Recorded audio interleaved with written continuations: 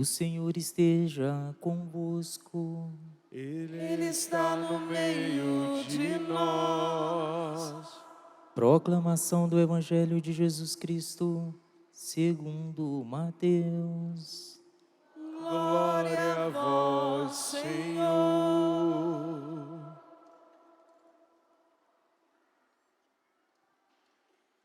Naquele tempo, a fama de Jesus chegou aos ouvidos do governador Herodes. Ele disse a seus servidores: é João Batista que ressuscitou dos mortos, e por isso os poderes miraculosos atuam nele. De fato, Herodes tinha mandado prender João, amarrá-lo e colocá-lo na prisão por causa de Herodíades, a mulher de seu irmão Filipe. Pois João tinha dito a Herodes: não te é permitido tê-la como esposa. Herodes queria matar João, mas tinha medo do povo que o considerava como profeta. Por ocasião do aniversário de Herodes, a filha de Herodíades dançou diante de todos e agradou tanto a Herodes que ele prometeu com juramento dar a ela tudo o que pedisse. Instigada pela mãe, ela disse: dá-me aqui num prato a cabeça de João Batista. O rei ficou triste, mas por causa do juramento diante dos convidados, ordenou que atendessem o pedido dela e mandou cortar a cabeça de João no cárcere. Depois, a cabeça foi trazida num prato, entregue à moça, e esta a levou para sua mãe. Os discípulos de João foram buscar o corpo e o enterraram. Depois, foram contar tudo a Jesus. Palavra da salvação. Glória a vós, Senhor.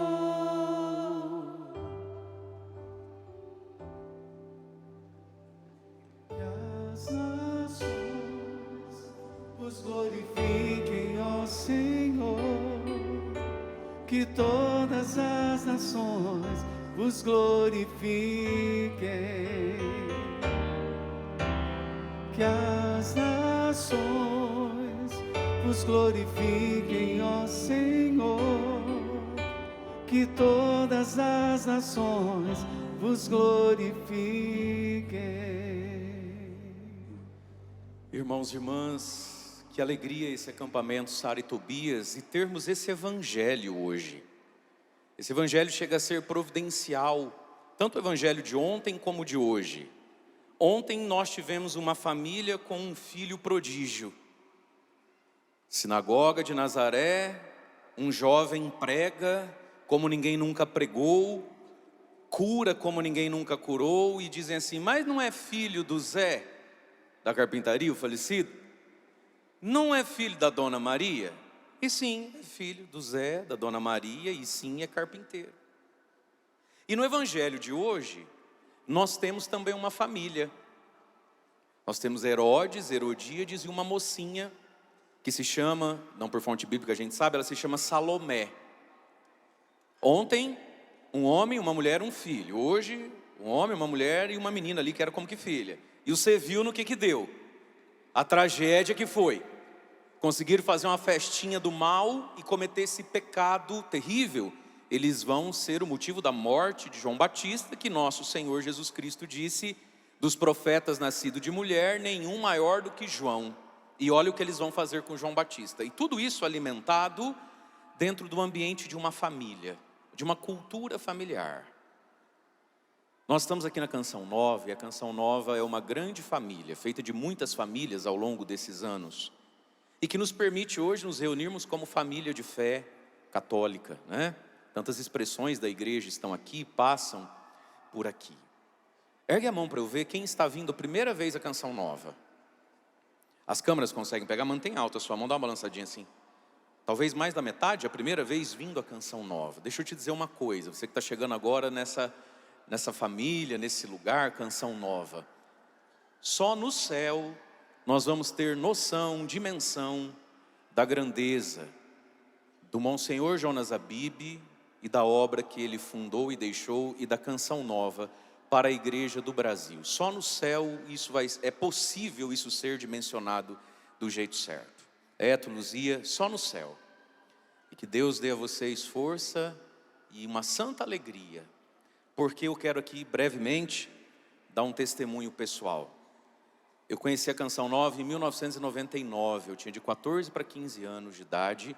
Eu não esqueço, o ano que o Palmeiras ganhou a primeira de várias Libertadores da América, então é muito marcante.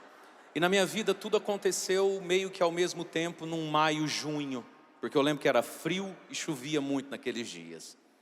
Eis que um dia eu chego da escola e fui na parabólica mexendo naquelas bolinhas lá para tentar achar algum programa de esporte para ver os gols da rodada. E eis que procurando, começam uns canal lá de boi, de cavalo, e entre um momento e outro começa um programa e o Padre Jonas estava pregando. Lá naquele antigo rincão tinha uma lona preta que balançava atrás dele, e ele estava com uma camisa social de clésima, uma cor caqui, se eu lembro, e o talzinho dele. E naquele dia Jesus foi muito bom comigo. Eu, graças a Deus, nasci beato, nasci em igreja, sempre gostei dessas coisas, graças a Deus. Mas aquele dia algo... Falei, que é isso? Que legal! E fiquei por ali. E comecei a assistir Canção Nova. Eu estava na 8ª série do colégio. E a minha 8ª série, o meu antigo 2º grau, né? Até o dia de ir para o seminário. E depois também muito no seminário, até hoje. Mas, sobretudo ali a minha adolescência, a partir daquele momento, minha vida foi Canção Nova, de manhã, de tarde, de noite, de segunda a segunda, faça sol ou faça praia, porque na praia eu também achei, eu falei, pai, vai alugar apartamento, vê se tem parabólica, senão nem vou, se não vou para de Canção Nova, vou na praia. E a minha vida foi Canção Nova, e a Canção Nova me estruturou, me evangelizou, me marcou, né? Tanto que quando tiveram lá a notícia que eu ia para o seminário, muita gente lutava no grupo de oração, por que não vai para Canção Nova? Tanto que você gosta. E foi tão marcante para mim, que o dia que eu verbalizei e tomei posse para mim mesmo, que eu seria padre, foi num sábado. Eu estava terminando o colégio, eu tinha que estava de manhã, fazer cursinho de noite, tem que fazer vestibular, que curso, enfim. E aí era um sábado, eu estava em casa e estava sendo transmitida uma missa da Canção Nova. A missa acontecia em Aracaju. O Padre Jonas pregando, era a vocação de Isaías e Nelson Correia cantando Anuncia-me, no início da homilia. Eu estava na sala da frente da minha casa, né? E foi me dando uma vontade de chorar. Eu falei, meu Deus, eu não posso chorar, daqui a pouco alguém abre a porta, entra aqui. E a questão da minha vocação de sacerdócio estava presa na minha garganta. Eu não tinha partilhado com ninguém, nem com os meus pais, com ninguém, mas já era muito vivo dentro de mim. Aí meu pai abriu a porta e falou assim, filho, o pai vai com a mãe no mercado rapidinho comprar umas coisas, você fica de olho nos seus irmãos. Eu tenho 2 irmãos mais novos. Eu falei, beleza. E estava muito frio, eu debaixo dos edredom na sala da frente, fazendo o que eu fazia, tocar violão, assistir Canção Nova. E livro do Felipe Aquino, né? E aí, meu pai saiu com a minha mãe. 40 minutos eles voltaram. E eu comecei a chorar muito. E depois é que eles me contaram. Meu pai chegou no carro e falou assim para minha mãe, falou, amor, eu acho que o Júnior, porque eu sou Mário Augusto Arturi Júnior, eu acho que o Júnior quer ser padre e não tem coragem de falar. Ele está na idade, está na época, está nos meios de decidir o que ele faz ano que vem. Eu acho que ele quer ser padre, não tem coragem de falar. E mais, eu acho que ele devia ser padre. Aí minha mãe se fez de desentendida, pegou e falou assim, por quê? Ué, por quê? Eu não conheço ninguém que gosta mais dessa Canção Nova, de igreja, do que ele. Ele vive isso, ele come isso, vai fazer o quê da vida dele? Devia ser padre, porque se Deus não chama isso aí para ser padre, chama quem para ser padre? E a Canção Nova o dia inteiro, de oração toda semana.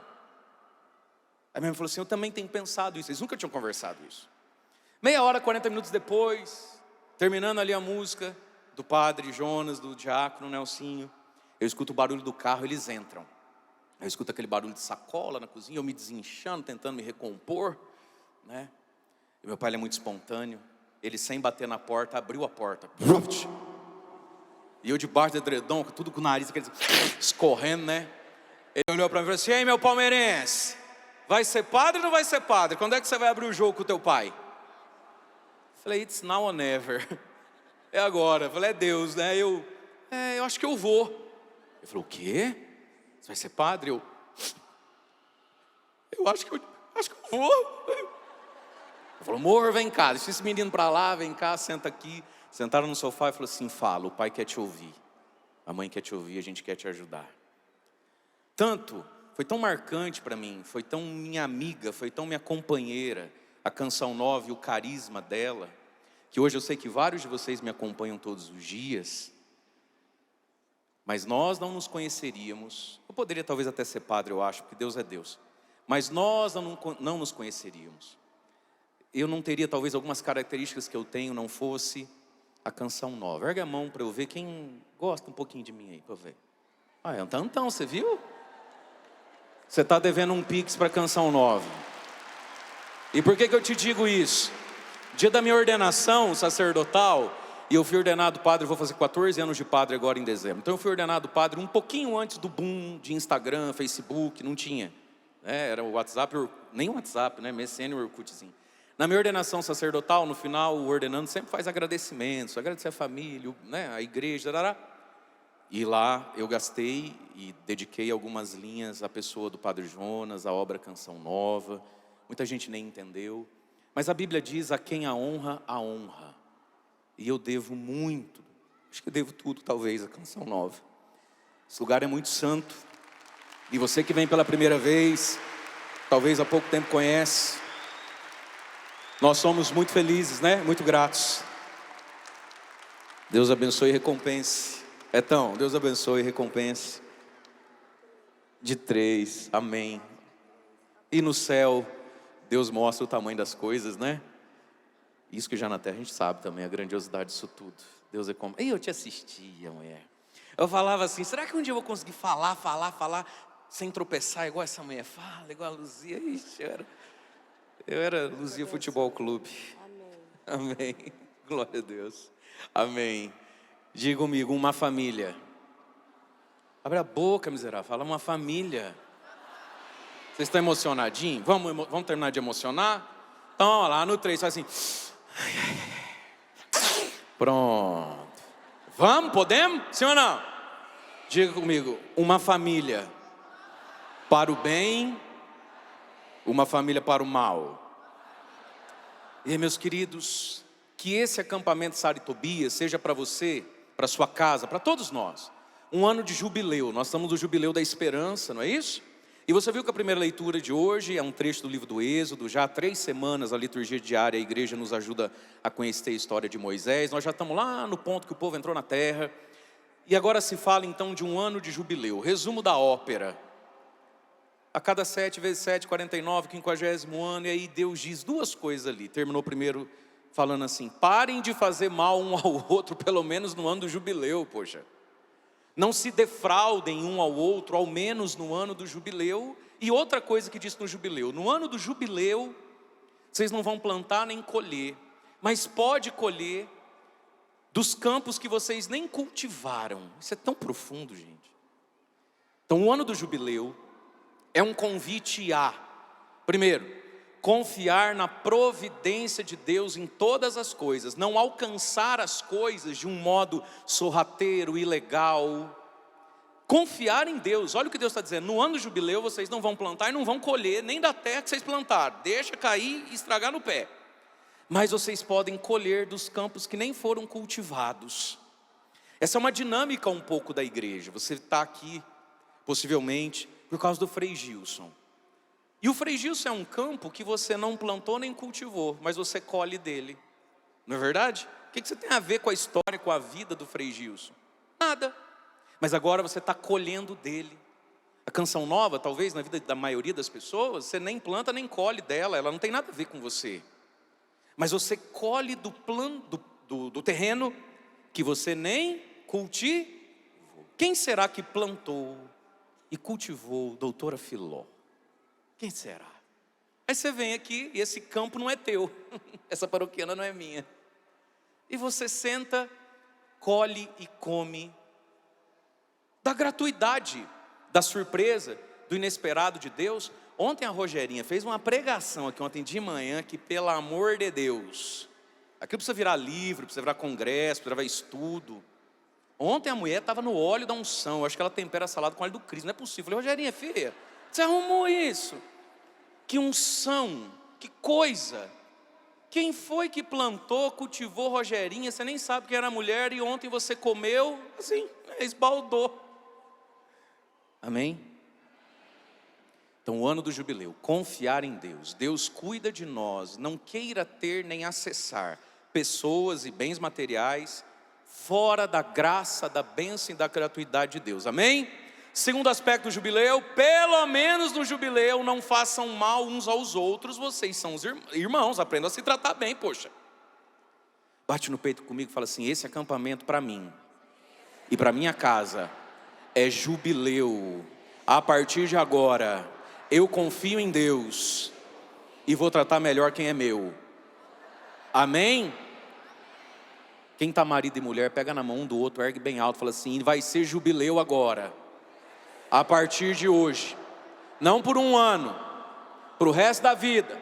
Só os homens vão falar bem grosso comigo, para o resto da vida, meu amor. As mulheres bem fininhas, para o resto da vida, meu amor. Amém? Deus cuida. Segunda coisa, aprender a se tratar como irmãos em Deus. Amém? Aí veio o refrão do Salmo tão bonito. Que as nações vos glorifiquem, ó Senhor, que todas as nações vos glorifiquem. Que o reino de Deus chegue em todos os lugares, a todas as pessoas. E nós que já cremos, nós que já celebramos, estamos fazendo com que a palavra se cumpra. Toda missa, e também toda prática espiritual, é um ato de reparação.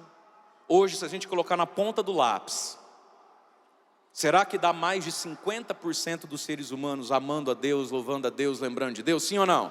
Não. Quantos por cento de católico vai à igreja? 10%. O que eu acho uma conta muito otimista. Eu não consigo ver que 10% dos católicos são praticantes. Não são. Então, quando a gente vem à igreja, canta, louva, celebra, reza, nós estamos de algum modo reparando o coração de Deus, porque Ele deveria ser amado por todos. Não sendo por todos, pelo menos por mim, eu garanto, Senhor, por mim o Senhor vai ser amado. Amém? E aí, meus irmãos, vamos olhar para esse evangelho. Vamos entender um pouquinho, rapidinho, o contexto do evangelho. A grande pergunta aqui é quem é Jesus? E no evangelho de hoje, ao mesmo tempo que fala de uma família meio perturbada, começa com uma bola fora de um sujeito chamado Herodes. Ele não entende nada de religião, nada de igreja, ele é maluquinho da cabeça, ele é virado no girar. E aí ele me sai com essa, não, esse Jesus aí eu sei quem é. Ô Herodes, você lá sabe quem é, Herodes? Você sabe nada. E ontem o evangelho então colocava, de onde lhe vem tanta sabedoria? Quem é esse homem? Quem é esse Jesus que cresceu aqui conosco? Hoje de novo o evangelho pergunta pela identidade de Jesus. Quem é esse homem? E está todo mundo errando, está todo mundo dando bola fora. Mas vamos entender que o evangelho de São Mateus, ele vai andando, vai sendo escrito para nos ajudar a fazer uma pergunta. A admiração provoca uma pergunta, mas quem é esse Jesus? O que é essa tal de canção nova? Mas aí você tem que acertar a resposta. Então, após Jesus fazer o grande sermão da montanha, o sermão das bem-aventuranças, capítulos 5, 6, 7 de Mateus, depois dele ter feito muitas curas e milagres, ele começa a ser rejeitado pelo seu povo, pelos líderes do povo, pelas questões do sábado, porque num dia de sábado ele pega as espigas para comer, num dia de sábado ele exorciza um homem, e ali vai começar todo um debate ao redor de Jesus. Jesus vira um ser polêmico, igual o Frei Gils. De vez em quando vem umas polêmicas, coitado do Frei. Isso é católico, gente. Qual é o problema do Frei? Ele é católico. Ele faz as coisas, né? Não vê umas polêmicas?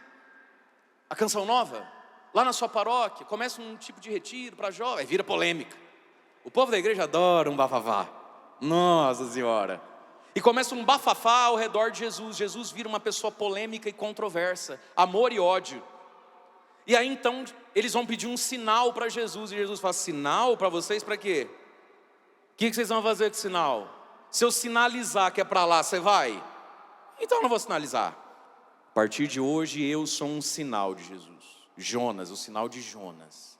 Jonas é o profeta que não fez um milagre, não fez uma cura. A gente não curou nem uma encravada, nem enxaqueca, nada. Jonas não foi um milagrinho de nada. E é o profeta de uma pregação só, ou converte ou vai para o inferno. E Jesus fala, a partir de hoje eu sou Jonas. Acabam-se os milagres, e Jesus agora vai pregar. Aí começa as parábolas do reino, capítulo 13. O semeador saiu a semear. Ele vai ser Jonas, ele vai jogar uma semente de conversão. O joio e o trigo dentro da igreja, o bem e o mal. O evangelho que é como grão de mostarda, pouquinho de fermento, mas também é como pérola preciosa, que a gente precisa deixar tudo para possuir. Também é como rede ao mar, que pega tudo que é tipo de peixe. E eu não entendo porque que o povo assusta e desanima com a igreja. Fala, eu não vou mais na igreja. Nossa, menina, a fulana, onde já se viu, sabe? Vive na barra da saia do padre, ministra de Eucaristia. O fulano vive lá rezando, xalabarecandarabai. Vendi meu carro para ele me deu os 4 cheques, os 2 caiu, os outros 2 voou. Eu não vou mais na missa. Meu irmão, Jesus já falou que entre nós tem tudo que é tipo de peixe. Tem piranha. Tem peixe boi. Tem cascudo. Tubarão martelo. Tem de tudo entre nós. A comunidade cristã, a igreja, tem de tudo. E aí Jesus conta essas parábolas para explicar aos próprios discípulos o que estava acontecendo com ele. Porque os discípulos começaram a ver engraçado, a gente é apaixonado nesse Jesus, os meus cunhados falam mal. A gente deixa tudo para andar com Jesus, o seu fulano lá que é dos fariseus, de igreja, fala que Jesus é endemoniado. Então Jesus conta essas parábolas para explicar o que sempre vai existir. Diante de Jesus você escolhe. Você se admira ou se escandaliza. E aí vem o evangelho de ontem.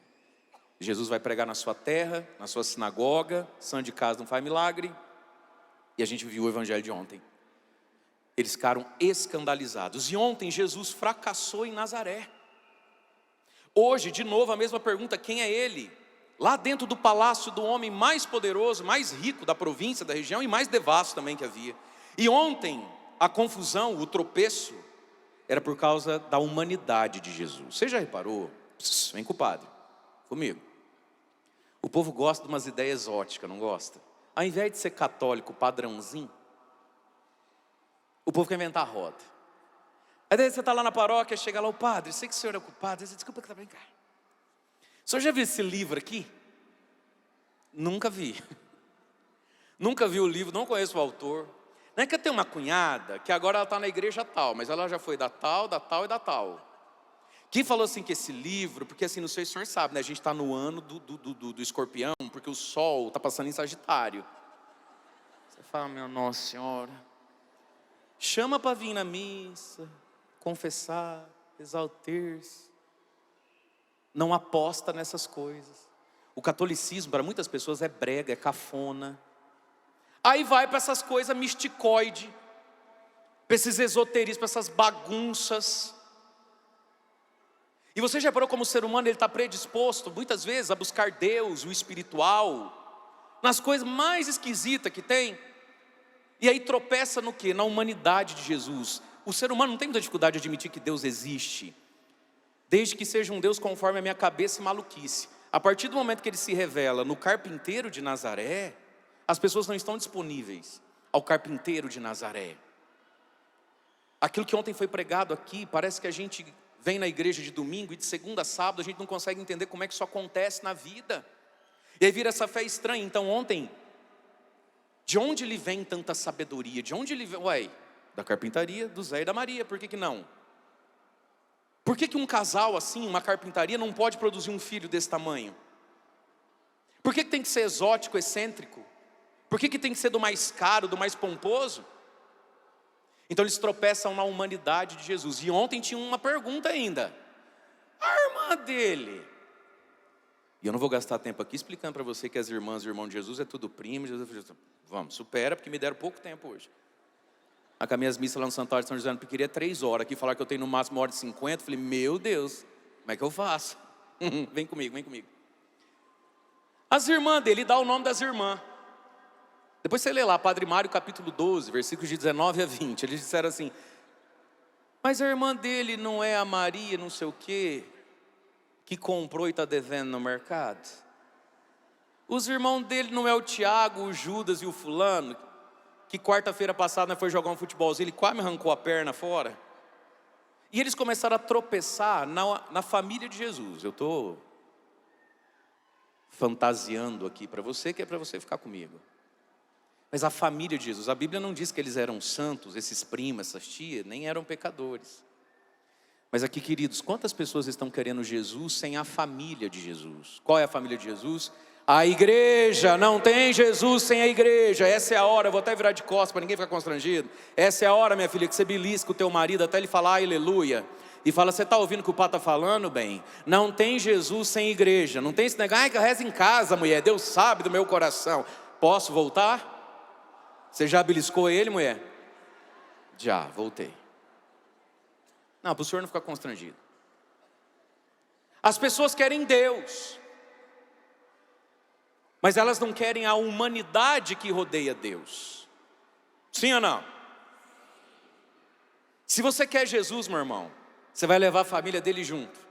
Os primos, as tias, a avó, a paróquia, a capela, a estrutura, e é assim que é, não tem como ser diferente. Não tem Jesus, eu e Jesus. Não tem Jesus sem a comunidade de Jesus. E eles tropeçaram na humanidade de Jesus. Essa fé boba, infantil, egoísta, esotérica, excêntrica, mimada, de é entre eu e Deus. Não, é entre você e Jesus. Mas entre você e Jesus tem padre, tem diácono, tem seminarista, tem a freira, tem a dona da sacristia, toda a paróquia tem. Tem um menino do som que às vezes acerta os microfones, às vezes fica, tem.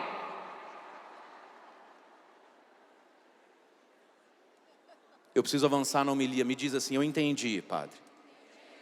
Então vou avançar agora na homilia. E aí hoje, qual é o problema com Jesus? O problema hoje é a culpa. O problema hoje é o sentimento de culpa e de impureza desse homem, chefe de uma família bagunçada, Herodes. Como é que é o nome dele? Herodes. Começa então o evangelho. Naquele tempo chegou aos ouvidos de Herodes a fama de Jesus, lá no palácio dele. Bonitão, playboyzão, vivia no... Imagina que ele ia vir na canção, imagina. Que nada. Mas chegou lá a fama. E ele, que era um homem perverso, mundano, vivia tudo errado, virou teólogo. Vocês estão sabendo do Jesus, rapaz do céu? Parece que tinha uns leprosos. Diz que anda na água. Na água? Eu não... mas diz que anda na água. E começou. Outro dia lá, que faltou comida, ele fez uma benção lá, um tal de eucaristizar, deu eucaristia, deu graça, eucaristizem, conjugou um verbo grego lá. Rapaz, não é que foi pão para tudo que é lado? E o Herodes ali, na cachaçinha dele, me manda essa. Não, eu sei quem é. Às vezes, quanto mais pecador, mais mundano, mais convicto é, né? Você não tem na sua família? Você tem, não tem? Anda tudo errado, sabe nada. Não, porque eu não concordo com esse negócio de padre não casar assim. Eu respeito. Não tem, tá vendo? Não tem, não tem? Porque eu não concordo com essa pizza. O Herodes manda. Não, isso aí é João Batista que ressuscitou dos mortos. Por isso os poderes miraculosos atuam nele. E aí o evangelista vai narrar para nós a história do Herodes com o João Batista. Ele ficou com mania de perseguição com o João Batista. Sentimento de culpa. Aí vem a história. De fato, Herodes e João tiveram um problema, porque o João denunciava o pecado dele, porque ele vivia em adultério. Essa mulher não é tua mulher, devolve essa mulher, isso aí não é casamento. Ele acabou sendo o motivo da morte do João, e aí que tá, ele arrancou a cabeça do profeta, mas não consegue tirar a própria consciência. Ele silenciou a voz de um pregador, mas ele não consegue tirar a palavra do mundo. E agora ele vive com isso na cabeça. Tudo que acontece é porque eu matei o João. Não tem gente que é assim? Queridos, nós precisamos de uma graça na vida, nos confessar e confessar bem. E confessar bem, às vezes, é um combate espiritual, porque algumas coisas que a gente já fez na vida nos humilham muito, nos envergonham muito. E aí às vezes você vai confessar, você fala de um jeito que é como se o padre tivesse que deduzir o que você quer dizer. E talvez você fala de um outro jeito que deveria ser dito, porque é humilhante. E essa já é a penitência e a cura da confissão, né? Mas veja, meu amado, minha amada, olha o que aconteceu com esse homem. Tem nada a ver as curas de Jesus com a cabeça do homem que se arrancou, mas ele consegue fazer esse nexo. Quantas pessoas não conseguem desfrutar a graça de Deus, vivem debaixo de temores há anos e anos? Aí você está indo para algum lugar, o pneu do seu carro fura. Você já volta 20 anos no tempo e fala, é porque um dia eu gritei com a minha mãe, é porque um dia eu bati no meu filho, é porque um dia aquela primeira namoradinha eu mandei ela fazer ela aborto. É pecado, mas não tem nada a ver com o pneu furado. Mas a pessoa vai relacionando coisas, vai criando sentimentos de medo, de insegurança com o futuro. Alguém da família, ratinho, espirra, a pessoa fala, é câncer de pulmão. Calma, não é nada, está todo mundo meio gripado, mudou o clima, relaxa. Não, porque, meu Deus do céu, só de imaginar de perder alguém, aí você vai cavucando a pessoa, isso vem de algum pecado, às vezes de alguma vergonha não confessada, tem nexo nenhum. Então, confessar e confessar bem os pecados que temos, amém? E aí nós temos um homem aqui, de onde é que ele tirou, que a unção de Jesus é o João Batista que voltou dos mortos, ele não entende nada disso, ele está palpitando, e mais uma vez Jesus não é conhecido. Agora, não pelos religiosos, mas por um homem que é impuro. Porque nosso Senhor diz nas bem-aventuranças, bem-aventurados, felizes os puros de coração, porque eles verão a Deus. Meus amados, a impureza, e não só também, mas não só a impureza sexual. A pessoa quando ela é impura, impuro é todo aquele que tem uma segunda intenção em tudo. Então ali, bem-aventurados os puros de coração. Jesus está falando da castidade? Sim, mas não só. Puro é todo aquele que quer uma coisa só naquela coisa. Você convive com muitas pessoas que não são puras moralmente, afetivamente, mas também não são puras nas suas intenções. Tudo que a pessoa fala com você nunca é só aquilo. Amanhã ou depois você descobre que tem mais alguma coisa ali. A pessoa ela vai entregando aos pouquinhos, ela vai te abraçando, ela vai te pegando. E Jesus está dizendo que os puros verão a Deus. Portanto, quem é impuro não vê a Deus. O que significa que o impuro não vê a Deus? Jesus está falando que depois que morre, não vê Deus, porque não é para lá que você vai. Mas, ver a Deus ou não ver a Deus, não é só depois que você morre, é já nessa vida. Você consegue ver a Deus na vida? Se você é puro, você vê Deus. Você vê Deus nesse lugar, na fé das pessoas, nas histórias, na criança, na natureza. Você vê a Deus às vezes lá na sua comunidade, lá onde você participa. Vai um padre velhinho, surdo de uma orelha, ele já fala abaixo e o microfone ainda vai saindo da boca, e você vai dando um desespero em você, que você fala, padre, aí ele... Aí ao invés de você falar assim, nossa, pelo amor de Deus, o bicho tinha que mandar um padre mais novo para nós aqui, um padre mais jovem, um padre mais vivo, sabe? Véia ruim. Se você é pura, você olha e fala, um dia ele foi jovem, deu a vida dele toda para Jesus, né? Até admiro o padre fulano, véi surdo, ainda vem rezar a missa para nós, né? Que fé bonita que ele tem, né? Quem é impuro não vê Deus no padre velhinho. Tem que ser um padre jovem, multitalentoso, plantando bananeira na sua frente. E olha lá ainda, sua chata. Ver a Deus, não é só depois que morre. E não vai ver Deus depois que morre quem não vê Deus aqui agora. A pessoa chega na canção e fala, gente, que coisa mais linda. Nossa, e eles vivem de doação, né? Ai, Deus é muito bom, gente. A pessoa até emociona. Outro já entra e fala, quanto será que custou para fazer isso aqui? Como é que ele vai fazer? O impuro não vê Deus em nada, nem em ninguém. Então, Herodes é um homem impuro, mau. Agora vamos para a história do Herodes, para a história dessa família problema aqui. Herodes tinha mandado prender João, amarrá-lo, colocá-lo na prisão por causa de Herodíades, mulher do seu irmão. Olha só, onde ele foi arrumar a mulher. Tanta mulher para arrumar, ele quis pegar do irmão. E ela quis ser pegada também, né? Dona Herodíades. Quando não quer, dois não briga, Herodíades. Mas vem cá. Toda essa tragédia, esse homem que se tornou quase que um bicho, um ser deplorável, por causa da mulher do seu irmão.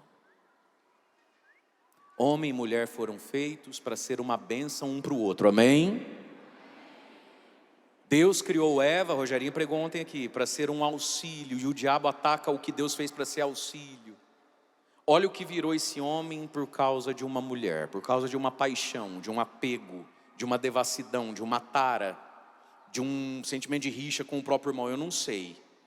A verdade é, meus irmãos, que se a gente não se curar por dentro, e a gente só se cura por dentro, olhando para a pessoa de Jesus, dos seus santos, aí a gente se enxerga direito e fala: Jesus, me corrige, me melhora, me liberta, me exorciza, me desencapeta, não interessa. As pessoas não olham para Jesus, e porque elas não olham para Jesus, elas não se percebem. E porque elas não se percebem, elas saem, sabe, destrambelhadas na vida, destruindo tudo, a si mesmo e os outros. Esse Herodes é um homem mal curado por dentro, e porque ele é mal curado por dentro, olha o tamanho de loucura que ele faz. Ele vai pegar para ele a mulher do próprio irmão, ela também não valia muita coisa, por causa da mulher. Mas quantas mulheres? Por causa de um homem, escravo do outro. E o homem e a mulher que foi feito para ser um auxílio para o outro conseguir ser de Deus, vira um motivo para a pessoa não ser de Deus. De novo, cadê o homem e mulher? Os maridos, as mulheres que estão aí, que é acampamento de casal já isso aqui. Pega na mãozinha e fala assim para ela. Os homens só falam assim: meu amor, ainda bem que eu tenho você para ser de Deus. Você me ajuda tanto nisso. Agora a mulher fala para o marido: meu amor, meu bem, você me ajuda tanto a ser de Deus. Fala: ainda bem que eu te encontrei. Fala para ele assim: mulher, faltam uns acabamentos na obra aí ainda, né? Mas sim, tá indo, amor, tá indo, vai chegar. Amém, gente? E aí continua o evangelho. Porque João Batista, dizia para o Herodes: não te é permitido tê-la como esposa. Isso não é casamento, filho. Inventa a roda. A igreja já ensina o que é casamento. E aqui tem algo. Nós estamos antes... Silêncio, vem comigo. Nós estamos antes de Jesus, 5 capítulos depois, dizer sobre o matrimônio. Não tinha paróquia, não tinha curso de noivo, não tinha habilitação, não tinha nada. O ser humano, quando ele tem boa vontade, quando ele tem um reto uso da razão, ele sabe o que é casamento. Só essa nossa geração, de uns 40, 30 anos para cá, é que não sabe mais o que é casamento. No mundo inteiro, em todas as culturas e religiões, desde sempre, o ser humano sabe o que é um casamento, gente. Olha como é que o João Batista fala para o Herodes: isso é adultério, isso não é casamento. Não tinha paróquia, não tinha curso de noivo, não tinha que ser crismado, não tinha nada dessas coisas. Mas já era possível dizer: isso é casamento, isso não é casamento, você é capaz de saber, e se faz errado, peca contra Deus. Só esse nosso mundo descambou de tal jeito, que já não há mais diferença entre casamento e namoro.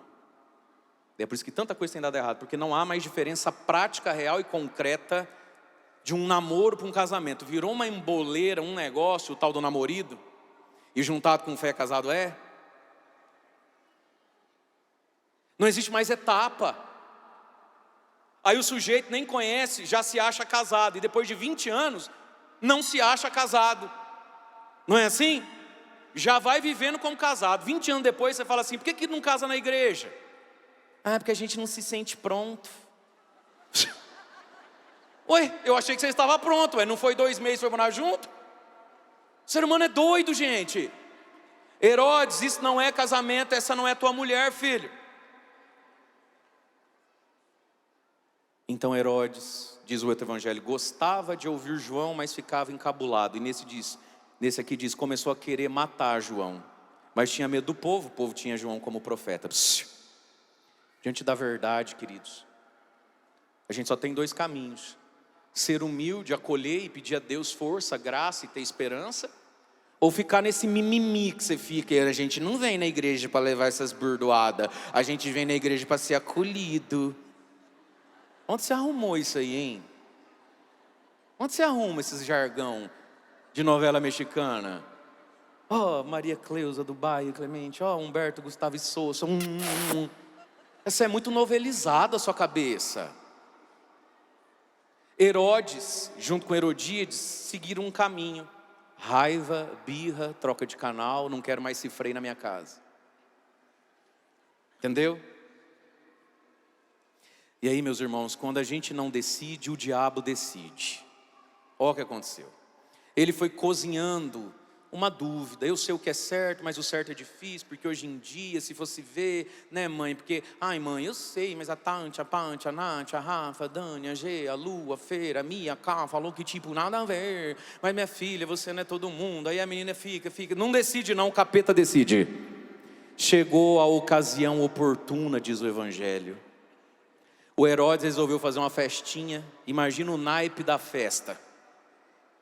Chamou os poderosos, os grandes, devia ser tudo homem, tudo mulher, do mesmo estilo dele, do mesmo jeitão dele, que gosta das mesmas músicas, que toma o mesmo tanto de álcool, que tem o mesmo conjunto de valores. Está feito o estrago. E aqui começa uma família, olha só. Ele é o chefe dessa família, que nasceu errada, não está certa, mas ele é o chefe dessa família. Ele promove o quê? Uma festa mundana devassa. Aí a Herodíades, com a qual ele vive em adultério, porque a esposa do irmão tem uma filha. Ela pega a filha e fala assim: dança lá pro teu pai, pro teu tio, sei lá o que é esse homem. É uma bagunça. E no meio da festa, instigada pela mãe, a menina vai e dança pro Herodes, que diz assim: pede o que você quiser, vem comigo. Que música será que era? Olha aqui para mim. Faz assim comigo. Tuf, tuf, tuf. Faz. Tuf, tuf. Seja bem-vindo. Não era, né? Gente, o que faz um homem? Cabeça branca era um cidadão de bem. O que faz um cabeça branca falar para uma mocinha assim: ô filha, pode pedir o que você quiser pro tio, que o tio dá tudo que você quiser. Até metade do reino de tio dá. Que tipo de música estava tocando, que tipo de dança ela estava fazendo, que tipo de perfume ela passou, que tipo de roupinha ela estava. Para esse velho ficar desse jeito. Pergunta 2, ele estava sóbrio ou já estava manguaçado, você acha? Manguaçado, meu irmão, já estava ruim. E aí tem um problema aqui. A mãe. O que essa mãe está ensinando para essa filha? Que ser mulher é o quê? Arrumar um homem, um velho para bancar. O que essa mãe está ensinando para essa filha? Que a mulher é e vale o corpo que tem. É isso que essa mãe está ensinando. Mãe, você tem ensinado isso para sua filha? É porque o que é bonito é para mostrar mesmo. Aí a tua filha vai lá e faz às vezes um post no Instagram tão imodesto, de cima para baixo, na diagonal. Verdade ou não é? Verdade ou não é? E faz assim, né? Aquele beijo. Está tão imodesto aquilo. Você que é mãe, e as tias vão embaixo.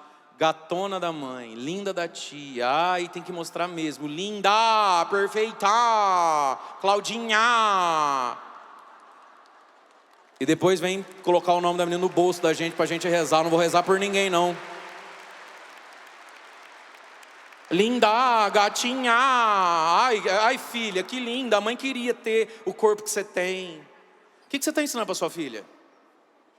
Percebe? Que ela é os atributos que mostra. Ah, que mãe doida.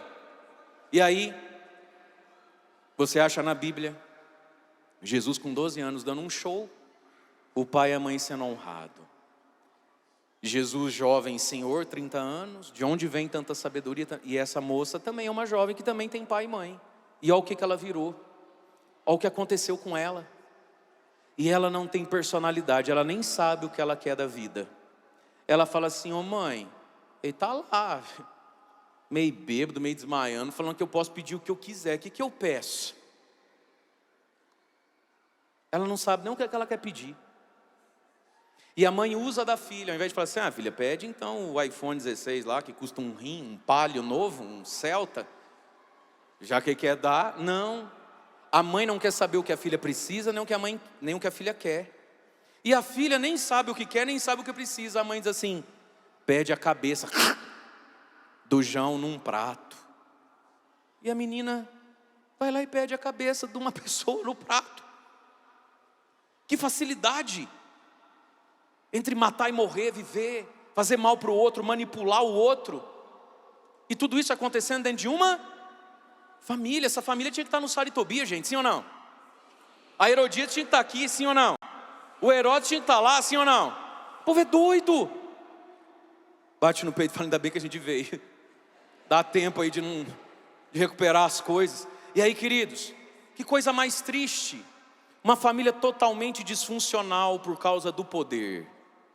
Do poder que o poder tem, do poder que o dinheiro tem, do poder que a festa, a bebida, a carnalidade tem. Uma família sem virtude, humana e espiritual. É isso aí que vira, ó. Uma tragédia. E agora quem é que tem a culpa, quem é que não tem a culpa? Agora o Herodes nunca mais dorme à noite, porque ele acha que tudo é o João Batista que vai voltar dos mortos para puxar o pé dele. Aí ele não dorme à noite, a Herodíades acorda e fala assim, nossa, você não vai dormir? Você não dormiu, eu não dormi também, você mandou matar o homem, você mandou matar o homem. Ah, matamos porque você é aqui, mas também a tua filha do Zé, mas a filha é sua, você não sabe. Aí começa. Que loucura. Que loucura. Aí diz o evangelho assim, que o Herodes ao ouvir isso, o que você quer, filha? Ah, manda arrancar a cabeça do João, traz. Diz que ele ficou triste. Mas ele já não tinha mais como sair daquela situação, porque ele tinha jurado na frente dos outros. Ô, Herodes! Deixa eu fazer uma pergunta. Vamos fazer uma pergunta para Herodes? Abre as pernas assim. Abre. Olha lá no quinto dos infernos. Fala, Herodes, estou com uma dúvida aqui. Vamos perguntar para ele, gente? Eu não entendi essa vergonha que você tinha dos seus amigos, não, aí. Sabe por quê? Não, ele não podia voltar atrás porque ele fez um juramento em público. Mas se tinha uma coisa que o Herodes sabia, era mentir e quebrar juramento. Por que agora você ficou santo agora? A mulher do seu irmão também tinha feito um juramento em público. Os romanos casavam em público, se recebiam em público, uma cerimônia civil. Se tem uma coisa que vocês dois sabem fazer, é voltar atrás do que jurou em público.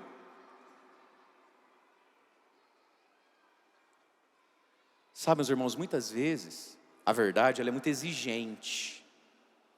E uma das exigências da verdade, olhando para o padre, é que a gente dê tchau para pessoas e que a gente aguente a solidão da transição que é a conversão. E aí você escuta a verdade, conhece a verdade, mas por medo da solidão não dá o passo, aí você coloca a culpa nos outros. É, porque ele chamou, amor, você sabe, eu nem queria. Eu falei, não, tem que ir para casa, mas é chato não ir bater uma bolinha com os meninos depois do serviço. Complicado dizer não. Ué, você diz não para sua esposa, para os seus filhos, para sua igreja, não consegue dizer não para o Creito, Diu, Pinguim e Edilson? Não, eu não entendi você, ué. O cara fala não para a esposa, ele fala não para Deus, ele fala não, mas para os meninos da bola ele não consegue. É, porque agora como é que eu volto atrás? Ué, voltando.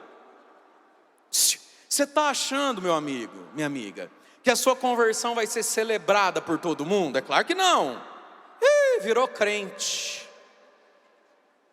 Lá vem a santa, muda o assunto. Se você não está pronto para essas agulhadinhas, você não serve para andar com Jesus. Você vai levar essas agulhadinhas. Oxe. Ué. E aí então, contrariado, mandou arrancar a cabeça do João. A cabeça vem num prato, o corpo vai para Jesus. E que família complicada. Uma menina ficou no meio de uma situação horrorosa. Mas ontem, um rapaz pregou como nunca na sinagoga, também graças ao pai e à mãe que tem. E aqui, deixa eu terminar.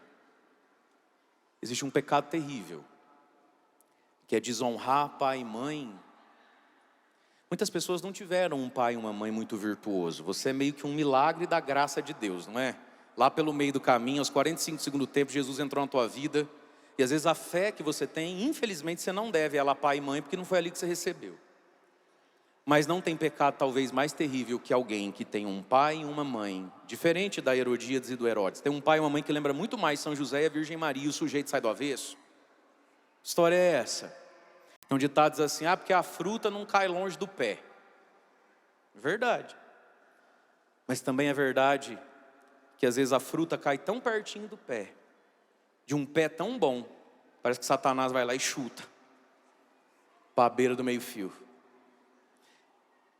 A menininha aqui, se ela é uma fruta que caiu perto do pé, está tudo explicado, porque com um pai e com uma mãe dessa, Mas quantos jovens hoje não são filhos de uma família disfuncional, que não teme a Deus, tem pais e mãe dentro da normalidade da vida, e está fazendo o que com isso? Honrar pai e mãe. E muitos de nós, meus irmãos, tivemos pais e mães virtuosos, capazes, têm seus defeitos, mas são muito mais bons do que maus, verdade ou não é assim ou não?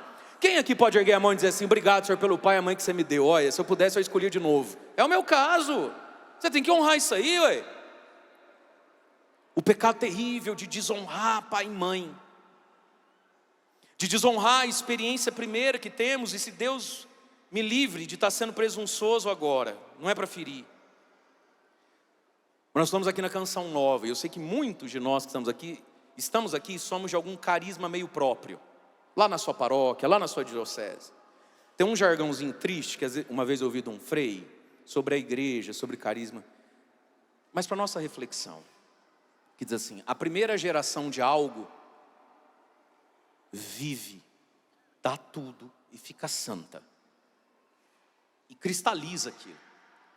A segunda geração vem e começa a adaptar. A terceira vem e trai. E aí Deus, a sua infinita misericórdia, vai buscar, a muito custo, uma quarta geração que talvez venha e refunde. Talvez vários de nós aqui em casa, você é de um carisma um tanto quanto próprio na igreja. Como a Canção Nova, o seu fundador faleceu, fez sua Páscoa há muito pouco tempo atrás. Ah lá, vários lá, né? Não estou entendendo. O som. Muitos de nós aqui somos de um carisma, obrigado por avisar, por um carisma muito próprio da igreja. Eu gostei, são explicados, né? Não está ouvindo e já grita. Às vezes você vai na missa, depois de 2 horas de missa, que eu não escutei o que o senhor falou, porque o senhor não gritou. Vem. Às vezes muitos de nós, queridos, somos de algo muito próprio na igreja, de uma fundação, de um carisma. O carisma é aquela parte da igreja que te ajuda a amar e a viver a igreja como um todo. Mas é preciso honrar, estar à altura. A fruta não pode cair longe do pé, como Jesus não foi para longe do que aprendeu na carpintaria de Nazaré. Ele honrou Maria e José, e claro, foi muito além, ele é Deus. E não é lindo para você que é pai e mãe ver que o seu filho, a sua filha vai muito além de você? Você fica com ciúme? Você fica com inveja? Ou você se sente recompensado e honrado? Portanto, meus irmãos, honremos os nossos pais. Não existe pagamento melhor para a vida do ser humano que olhar para os seus filhos, seja da carne, seja do espírito, e se sentir e falar assim: valeu a pena ter sofrido, ter suado e ter vivido, estou pago. Não é verdade? Quem é pai e mãe não vive isso na vida? O que você mais quer? É ser honrado dessa forma, ser ultrapassado na santidade, na graça, não é? Que a pessoa vá além de você, e tudo isso começa em uma família. Vamos ficar em pé? E eu quero convidar você a erguer os seus braços, e nós vamos pedir ao Espírito Santo de Deus que nos batize e nos restaure. Ergue os seus braços, pensa na sua família agora, sua esposa, seu marido.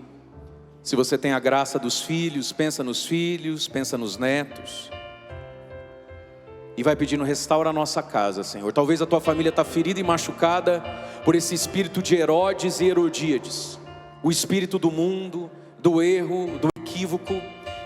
Talvez a sua família está machucada e ferida pelo espírito desse tempo confuso, que não reconhece Jesus. Talvez vocês estão marcados, nossas casas estão marcadas pela força do mal. Então ergue seus braços. A oração pode aquilo que Deus pode, amém? E Deus tudo pode. E nós vamos rezar cantando. Vai ser a nossa prece. Restaura a nossa casa, Senhor.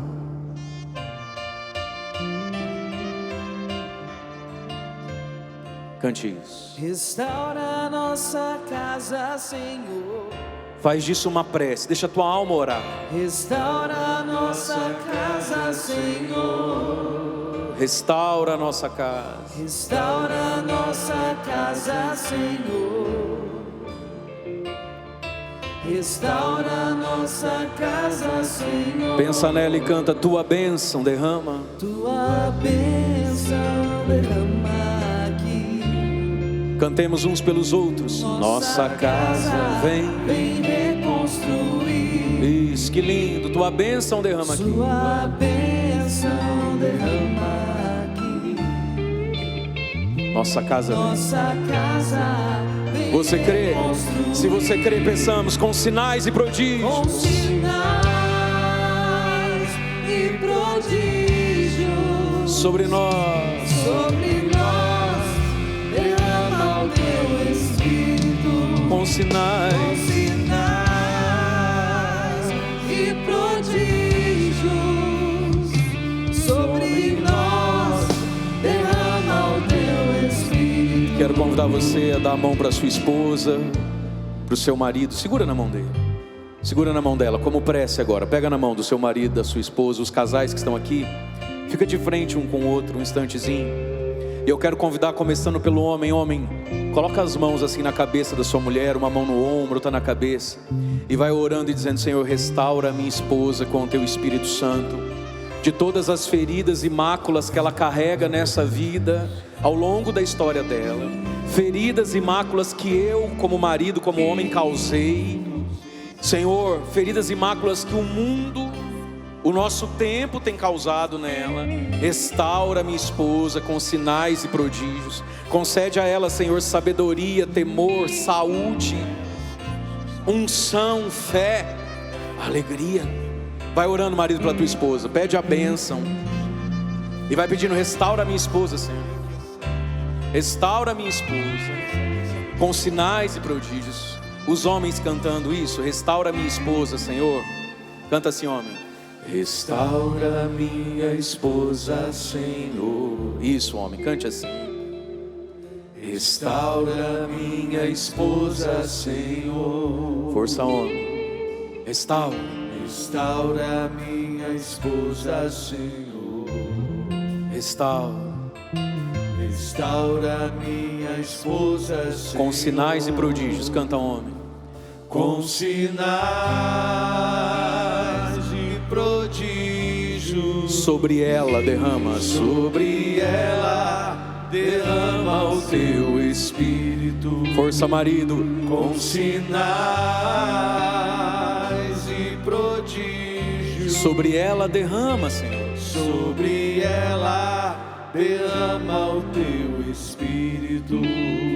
E agora você, mulher, põe a mão no ombro, na cabeça do seu marido e vai orando por ele, dizendo: Senhor Jesus, batiza com teu Espírito Santo e restaura agora o meu esposo, o meu marido, com a unção do teu Espírito. Lava, Jesus, no teu sangue precioso, e vem restaurando, Senhor, de tudo que nele está enfermo, imaculado, no corpo ou na alma. Pecados e feridas que ele carrega desde sempre, da família, da história, da juventude. Vem agora, Jesus, Espírito Santo, e restaura o meu marido das feridas que eu causei nele, do que eu quebrei nele. Vem, Espírito Santo, e cura o meu marido daquilo que esse mundo tem estragado nele, as injustiças que ele sofreu dentro da nossa casa, com filhos, a desonra. Restaura, Senhor, o meu marido. Vem, Espírito Santo, e dá ao meu marido sabedoria, temor, fé, esperança, alegria, saúde, santidade. Levanta de novo, Senhor. Homens aqui que foram servos alegres de Deus, estão caídos na tristeza, no desânimo. Levanta, Senhor, restaura, Senhor, reorienta, Senhor. E agora você, mulher, vai cantar sobre o teu marido. Restaura meu marido, Senhor. Restaura o meu marido, Senhor. Isso, mulher. Restaura o meu marido. Restaura o meu marido, Senhor. Põe toda a tua fé e esperança aí, filha. Restaura o meu marido, Senhor. Restaura. Restaura o meu marido, Senhor. Sobre ele e por ele peça com sinais. Com sinais e prodígios. Sobre ele. Sobre ele. Derrama o teu Espírito. Mais uma vez, mulher, com sinais e prodígios. Sinais e prodígios. Sobre ele derrama. Sobre ele derrama pega as duas mãos, ergue bem alto e canta. Com sinais, pega nas duas mãos, ergue a mão do outro. E prodígio sobre nós, derrama o teu Espírito. Com sinais, e prodígios sobre nós, derrama o teu Espírito. Amém? Acolhei, Senhor, nossa prece, nossa oração pela intercessão da Virgem Maria, do glorioso São José. Vós que viveis e reinais com o Pai na unidade do Espírito Santo.